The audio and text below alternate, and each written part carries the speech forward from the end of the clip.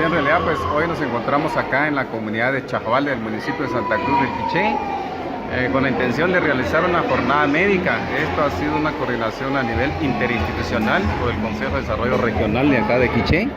También está presente el Ejército de Guatemala, ¿verdad? También la Municipalidad de Santa Cruz del Quiché y también el apoyo de Farmacias Batres, según tengo yo entendido.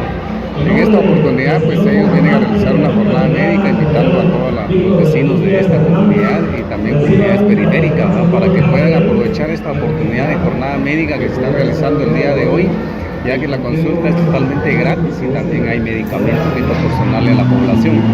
Entonces, de igual manera, nosotros como Municipalidad de Santa Cruz del Quiché también estamos colaborando con esta jornada médica que se está realizando el día de hoy, porque de igual manera estamos interesados por la salud siempre de la población, ¿verdad? Porque la salud es primero, ¿verdad?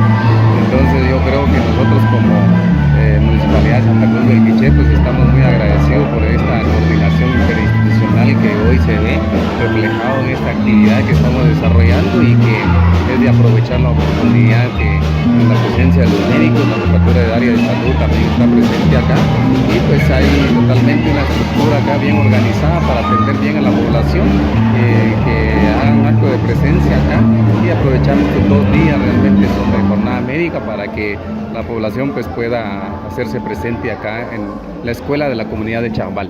Tanto la comunidad de Chajbal como exteriores también son invitados a esta jornada médica, prácticamente es de aprovecharla. Sí, a través de los COCODES de esta comunidad de Chajbal se invitaron los vecinos de la comunidad propiamente y también las comunidades vecinas, ¿verdad?, de acá de cercanas. Entonces yo creo que es una gran oportunidad para ellos para que se presenten en el día de hoy. El día viernes también se hace la jornada a partir de las 8 de la mañana para que ellos pues se organicen y puedan estar acá, ya que esta es una oportunidad y que de igual manera pues la salud siempre es lo más importante, ¿verdad?